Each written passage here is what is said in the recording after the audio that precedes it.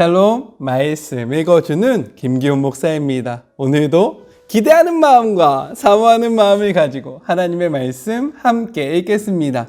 시편 29편 1절부터 11절까지의 말씀입니다.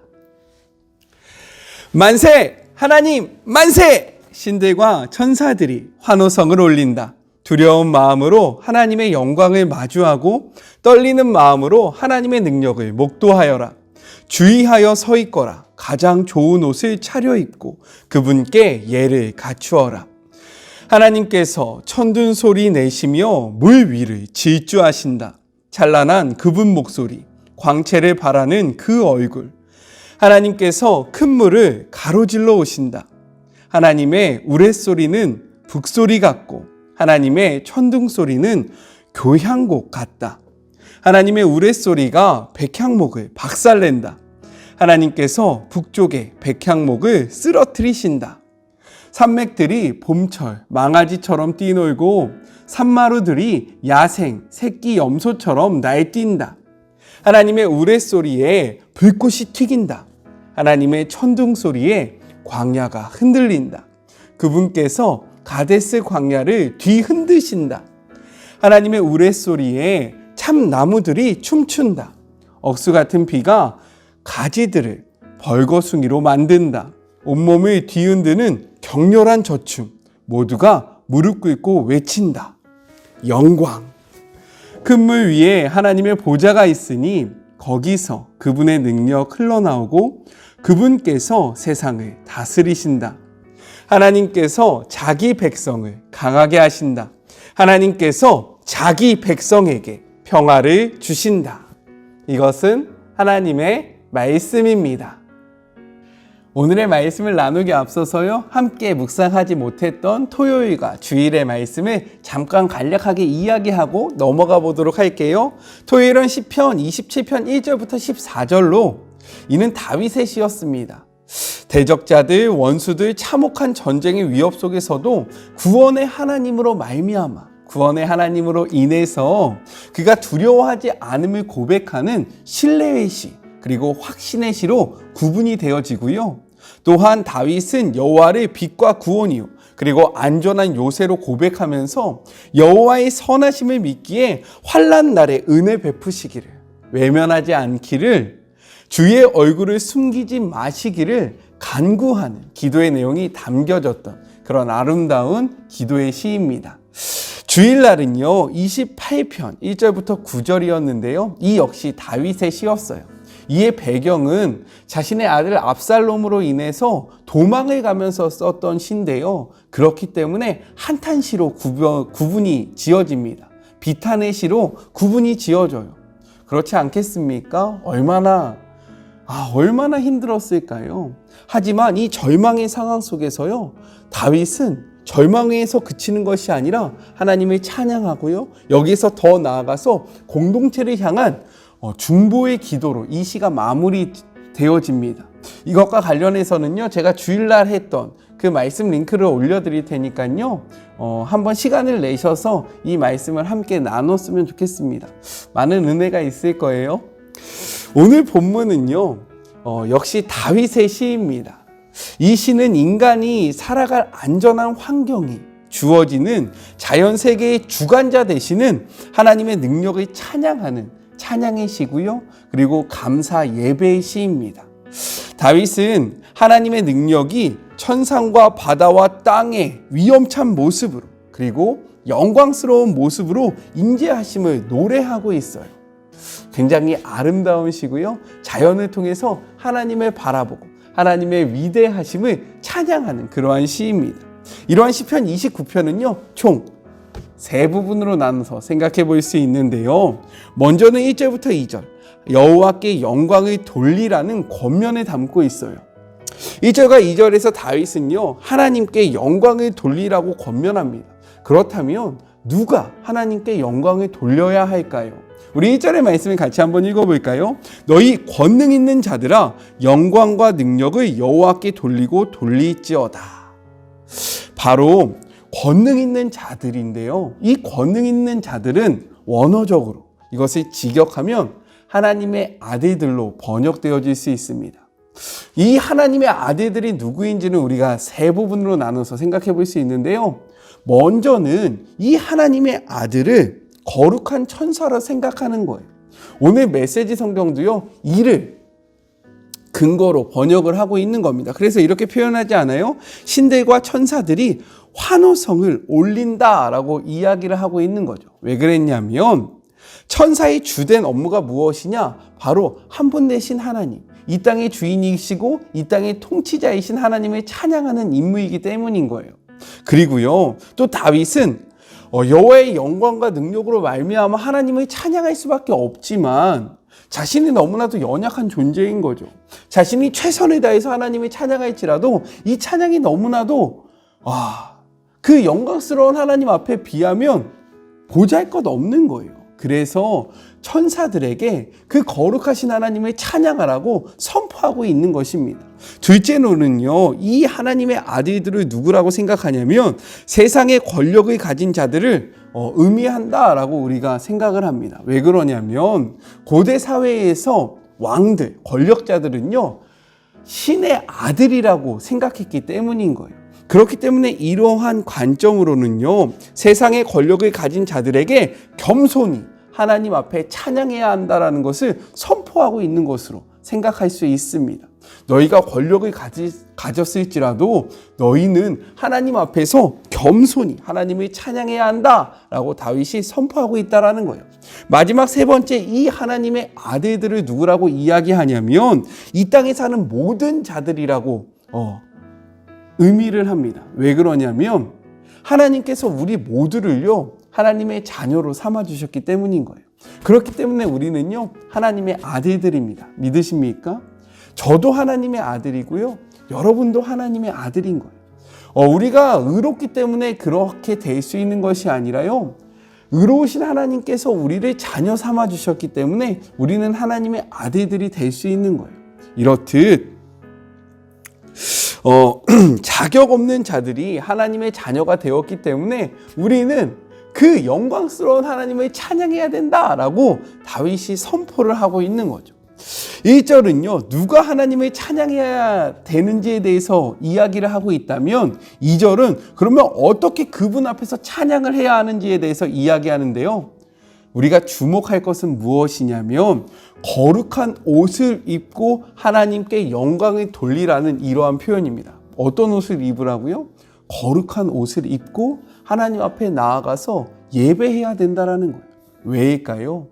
하나님은요, 스스로를 무엇이라고 이야기하시는 줄 아십니까? 나는 거룩한 존재다라고 이야기하세요. 성경 속에서 끊임없이 하나님은요, 스스로를 거룩하다라고 이야기하십니다. 그리고요, 내가 거룩하기 때문에 너희도 거룩해야 한다라고 우리에게 명령하고 계십니다. 다윗은 이러한 명령을 근거로 우리가 하나님 앞에 나아갈 때 그냥 나아갈 것이 아니라 거룩한 옷을 입고 나가야 한다라고 이야기한다라는 거죠. 그렇다면 우리 생각해 봅시다. 거룩한 옷이 무엇일까요? 우리에게 있는 거룩한 옷은 무엇입니까? 깨끗한 옷입니까? 새로 산 옷이에요? 내가 가장 좋아하는 옷이 거룩한 옷일까요? 우리가 아무리 깨끗하게 빤다고 할지라도, 그리고 우리가 아무리 좋아하는 옷이라고 할지라도 그분 앞에서 이 옷이 거룩해질 수 있겠습니까? 아니라는 거죠. 그렇다면 이 거룩한 옷이란 무엇일까요? 그것은 바로 예수 그리스도의 보혈로 씻겨진 옷이 바로 거룩한 옷이라는 거예요. 믿으십니까? 그 거룩한 보혈로 우리의 옷이 씻겨지면요, 우리의 삶이 씻겨지면 우리가 거룩한 옷을 입게 되고요, 그 거룩함으로 하나님 앞에 나아갈 수 있다는 거죠. 예수 피를 힘입어 라는 찬양이 있어요. 아십니까? 예수 피를 힘입어. 이 찬양의 가사 중에서요, 이러한 부분이 있습니다. 자격 없는 내 힘이 아닌 오직 예수님의 보혈로. 자격 없는 내 힘이 아닌 오직 예수님의 보혈로. 더 하고 싶지만 여기까지 하도록 하겠습니다. 오늘 하루요, 하나님 앞에 나아갈 때 우리의 의로 나아가는 것이 아니라 자격이 없는 우리지만 그 우리 때문에 흘리신 거룩하신 예수님의 보혈을 의지하면서 하나님 앞에 나아가시는 그런 복된 하루가 되셨으면 좋겠습니다. 자, 둘째로는요, 3절부터 9절인데요. 이는 여호와의 영광스러운 목소리에 대해서 이야기를 하고 있어요. 여호와의 소리, 즉 목소리가요, 3절부터 9절까지 몇 번 나오는지 아세요? 세보셨습니까? 7번 나와요. 몇 번이라고요? 7번. 이제 좀 저랑 묵상을 좀 오래 한 우리 청년들, 그리고 주의 자녀들은 7이 어떠한 의미인 줄 아시죠? 7은요, 완전수입니다. 다윗은 이 완전수를 활용해서요, 온 세계가 여호와의 목소리로 충만해짐을 선포하고 있는 거예요. 대단하지 않습니까? 다윗은 여호와의 목소리가 물 위에 있다라고 이야기하고요, 영광의 하나님이 우레소리를 낸다라고 이야기하고, 여호와가 많은 물 위에 계심을 노래합니다. 그리고 그 목소리가 레바논의 산과 시론산의 백향목을 꺾어 부수셔서 산을 정복하며 가데스 광야를 진동하고 살림을 사라지게 한다라고 선포하고 있어요. 이것은 무슨 의미냐? 다윗은 당시 가나안을 비롯해서요, 고대 근동 사람들이 자연을 신으로 섬기는 우상 숭배 행위에 맞서서 너희들이 두려워하는 바다, 거목, 높은 산, 홍수는 우리의 힘으로 감당할 수는 없지만 우리가 섬겨야 하는 대상이 아니라 하나님의 다스림 안에 있는 그냥 하나의 현상일 뿐이다 라고 선포하면서요, 우리가 이 현상에 주목하면서 이 현상을 섬기는 것이 아니라 이 자연을 다스리시고 이 자연의 주관자 되시는 하나님을 찬양해야 한다 라고 우리에게 권면을 하고 있다는 거예요. 하나님은요, 이 땅을 다스리시는 분이십니다. 믿으십니까? 그리고요, 예수님도요, 이 땅에 오셔서 하나님께서, 그리고 예수님께서 이 땅의 통치자가 되심을 보여주셨어요. 풍랑을 꾸짖으시지 않습니까? 야, 바다야 잠잠해라 라고 했을 때 바다가 잠잠해지잖아요. 그리고 그 물 위를 떠벅떠벅 걸어 다니십니다. 또요, 무화과 나무를 마르게 하실 수 있는 분이 바로 우리의 예수님이라는 거예요. 이를 통해서요, 이 자연을 내가 다스린다, 이 자연의 주인 되시는 분이 누구인지를 우리에게 충분히 보여주셨다는 거예요. 그렇기에 우리가 통제할 수 없는 자연이 두려움의 대상인 것은 사실이에요. 얼마 전에 태풍과 그리고 홍수와 여러 가지 산불과 정말 수많은 자연재해들이 지금 이 땅을 위협하고 있잖아요. 얼마나 두렵습니까? 우리가 아무리 노력해도 그것들을 막을 수 없는 건 사실이에요. 하지만 우리가 진짜 두려워해야 될, 우리가 진짜 섬겨야 하는 대상은요, 이러한 자연이 아니라 이 자연 만물을 다스리고 계시는 하나님이라는 사실을 인정하시는 그런 복된 하루가 되셨으면 좋겠습니다. 마지막 세 번째는요, 10절부터 11절, 여호와가 주시는 평강의 복에 대해서 이야기를 하고 있는데요. 10절을 같이 한번 읽어볼까요? 여호와께서 홍수 때에 좌정하셨으며 여호와께서 영원토록 왕으로 좌정하시도다 라고 이야기합니다. 수많은 자연재해가 있지만 가장 두렵고 우리에게 큰 피해를 주는 것은 무엇이냐면 바로 물로 인한 재앙인 거예요. 대홍수만큼, 쓰나미만큼 모든 것들을 한순간에 앗아가는 것은 없습니다. 우리가 창세기의 기록을 봐도 정말로 이 땅에 물로 인해서 심판을 받았을 때 아무것도 남지 않았음을 알 수 있잖아요. 이렇듯 물로 인한 심판은 우리에게 가장 두려운 그러한 재앙이라는 거예요. 하지만 이러한 재앙이 있을지라도 우리의 하나님을 왕으로 모시면요, 다윗이 이야기하는 거예요. 너희가 평안할 수 있다, 샬롬이 임할 수 있다 라고 선포하고 있는 것입니다. 이것은요, 단순한 고백이 아니라 다윗의 인생을 보면요, 수많은 어려움들이 있었어요. 수많은 환난이 있었습니다. 하지만 이 환난 가운데 그가 하나님을 바라보므로 모든 상황 속에서 샬롬할 수 있었잖아요. 이것은 그렇기 때문에 다윗의 찐 고백이라는 거예요. 모든 상황 속에서, 가장 두려운 상황 속에서도 하나님을 우리의 주인으로 삼을 때, 우리의 주인으로 모실 때에, 진정한 통치자로 인정할 때에 샬롬이 온다라는 것을 다윗이 오늘 이 시편의 말씀을 통해서 우리에게 이야기하고 있습니다.